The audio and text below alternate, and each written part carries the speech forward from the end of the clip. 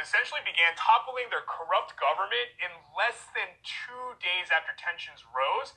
This is their parliament building that basically burned down. I mean, look at this video of the country's finance manager being chased out of his house without his clothes into this river while having to wear a helmet because all these people are throwing stuff at him. If you watched my last video, then you know that the Gen Z of Nepal have been protesting their corrupt government, who, after toppling their monarchy less than 20 years ago and setting up a two-party system, well, recently those two parties merged into a coalition, setting up one corrupt party with zero opposition, now controlling the government, the judicial system, and the media. When about 2 days ago, the police in Nepal decided to take the lives of 19 of those peaceful protesters who were about teenagers to at most early 20s. Well, since then, the Nepali people have started to burn down public buildings. Hey, Shalom, brother. Shalom. This is Brother Rahawat of GMS Toronto, coming back with another one. And yeah, prophecy just taking part again, taking hold of the world. And with all this prophecy happening, it's going to leave people very confused and very scared, right? That's why it says knowledge and wisdom shall be the stability of thy time. So a lot of people are going to feel unstable in what they're seeing. And what they're seeing is exactly what the word of the Most High has said what was going to happen through the mouths of the prophets, right? This is just prophecy. It is just prophecy, and it all has to happen. It's going to all lead to martial law, and it's all going to lead to the MOTB. It's going to lead to the collapse of the economy, all the economies, the world economies, because they're all tied into one another, right? All these economies are tied into one another. So once they start to collapse, especially with America, it's going to all fall down this big house of cards. That's all that this is. Now, this is 2nd Ezra's chapter 15, verse 14, and it reads, "Woe to the world and them that dwell therein," right? And woe literally means destruction, right? So destruction to the world, or destruction to this current system or this current rulership, which is beginning with the Edomites. Right. That's why when you read Psalms 83, it lets you know that there's a conglomerate, right? That this big conglomerate of world leaders, or the wicked, have taken crafty counsel against the Most High and his people. Right. So it says, "Woe to the world and them that dwell therein." Right. So for God so loved the world. You people don't know, when you're reading that word world, you don't know what you're talking about, right? Because in this sense of woe to the world and them that dwell therein, yes, it's talking about everybody. It's going to be destruction, but there's also going to be deliverance in another world. That world that's going to be deliverance is going to be the elect and also the 1/3.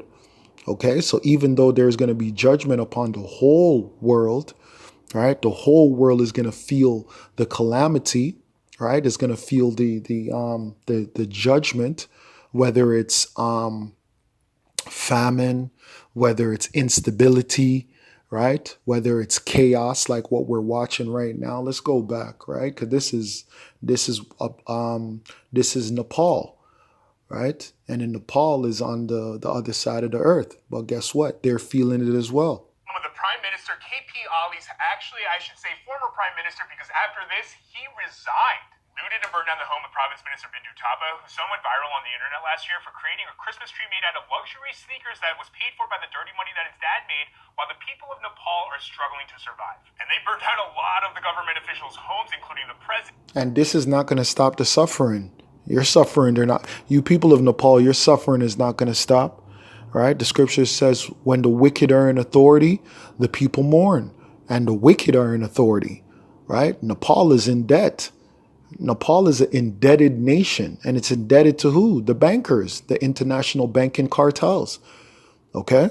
And you people are all slaves. You're debt slaves. Every single one of you.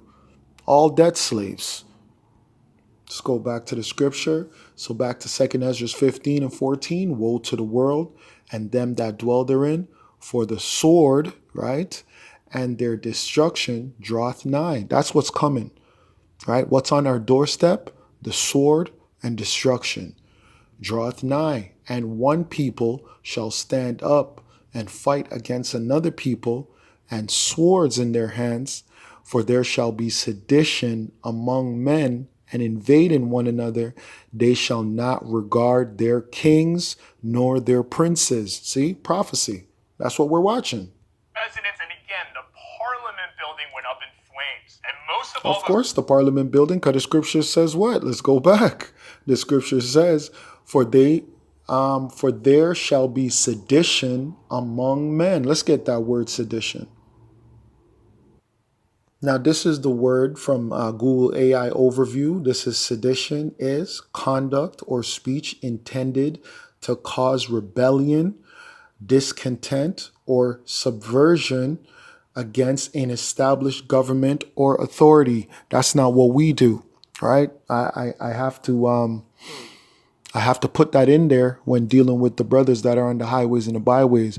We're here to enlighten. We're here to water. We're here to feed the flock of the Most High.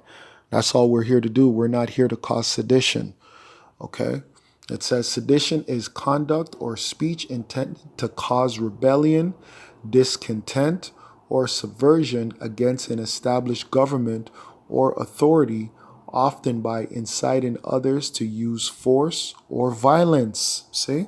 So it says, verse 16, 2 Ezra 15 and 16, for there shall be sedition among men and invading one another. They shall not regard their kings nor princes, and the course of their actions shall stand in their power. Let's look at it. It's insane.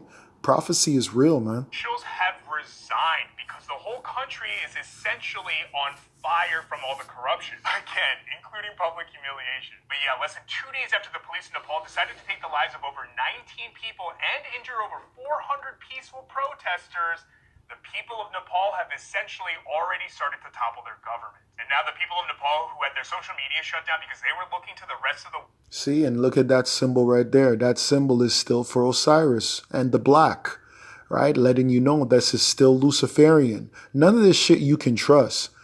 Whenever you see occult symbolism, you cannot trust anything that's standing with occult symbolism.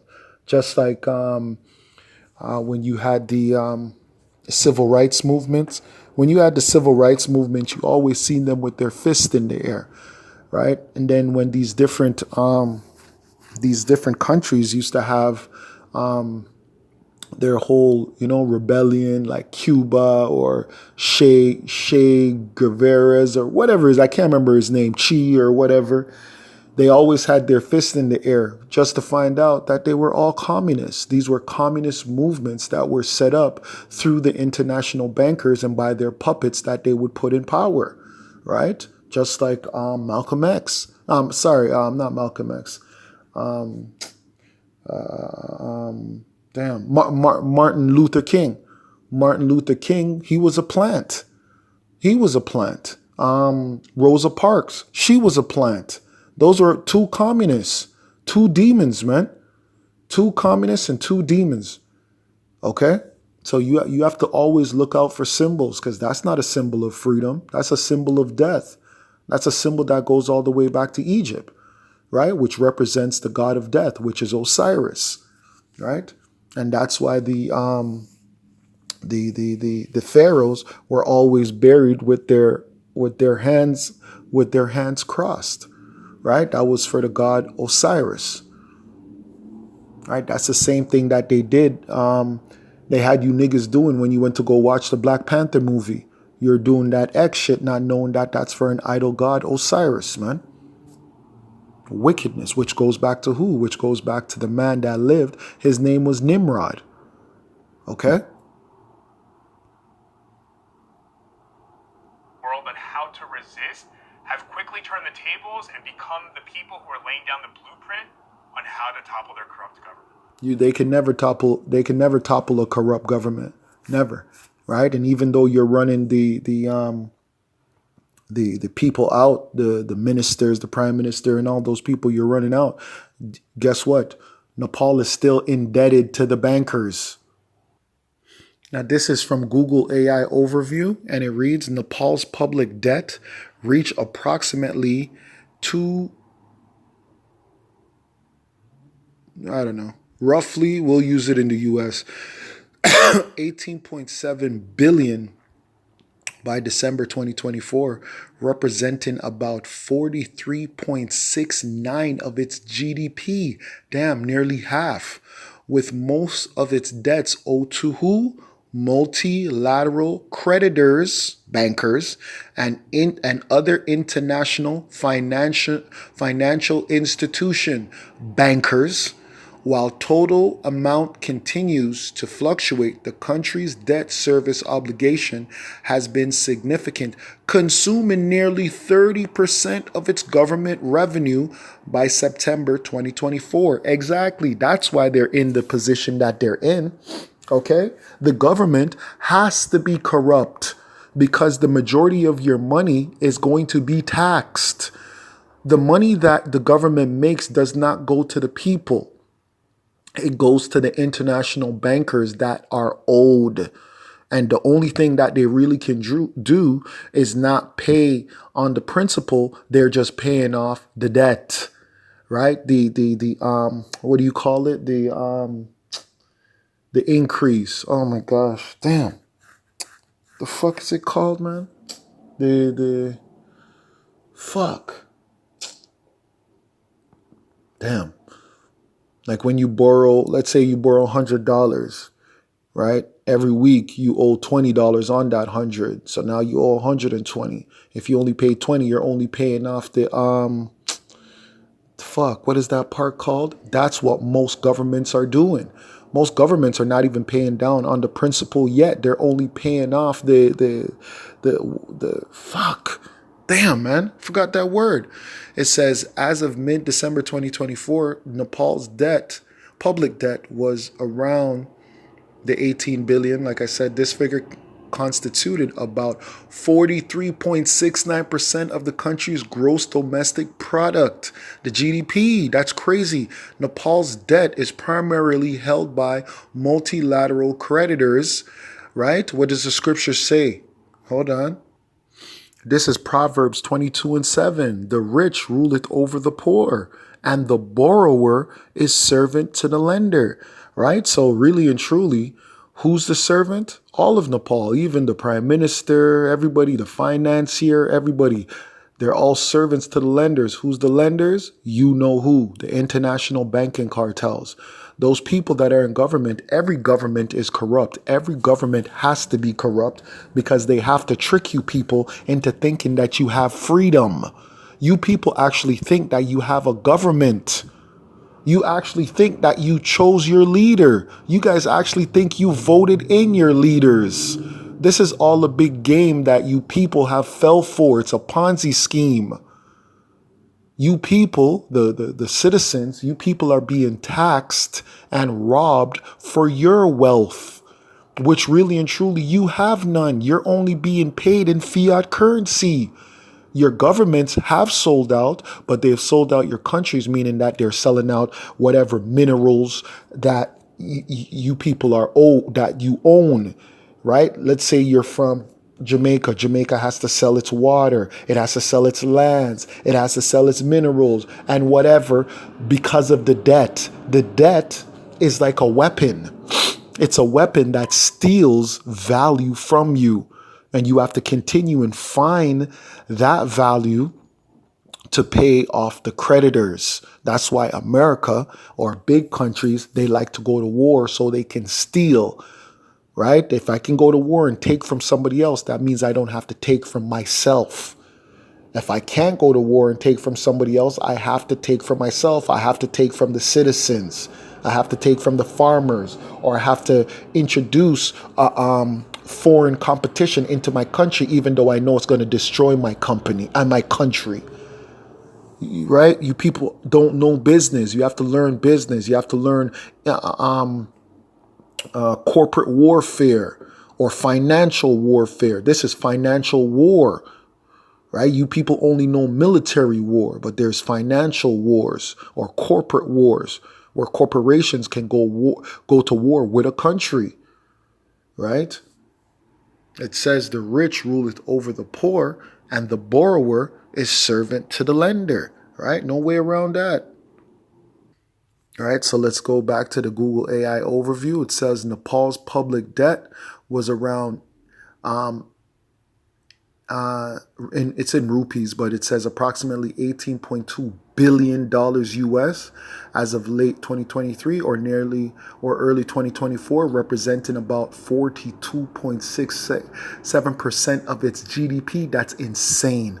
The majority of this foreign debt is owned to multilateral creditors, primarily the World Bank and the Asian Development Bank, which together hold over 88% of Nepal's foreign debt. 88%. That's insane. That's insane. Nepal is done. Nepal is through. Nepal is through. You think the people that you're running out of office care?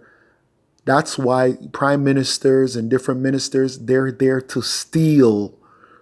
They're there to cipher, to siphon, right? You know, like when you're stealing gas out of a person's tank, you have to use that hose. That's all that governments do. They steal from the people to fill their purses. They don't care if you guys kick them out of office as long as they take what they need. Now, this is a video that says Nepalese ministers and families cling to helicopters' rope to escape protests. See, and look what they have. They have the 5G towers over there too. Goddamn.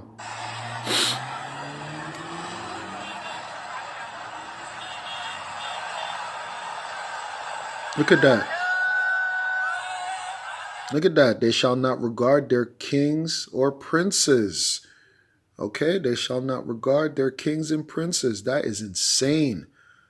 That is insane. This is what we're going through hell, man. We're living in the last days right now. And for you people that can't see it, that's for your own judgment. Death and destruction is coming to you too. Right? So with that, I'd like to give all praises, glory, and honor to Yahweh, Bahashem, Yahweh Shai, Bahashem, Rakakwadash. Double honors unto the elders and elder apostles of GMS that rule well and that teach well, and to the brothers on the four corners of the earth doing this work in truth and in sincerity. Shalom. Till next time, Kwam Yasharala, and a Bible ball to this wicked, sinful kingdom.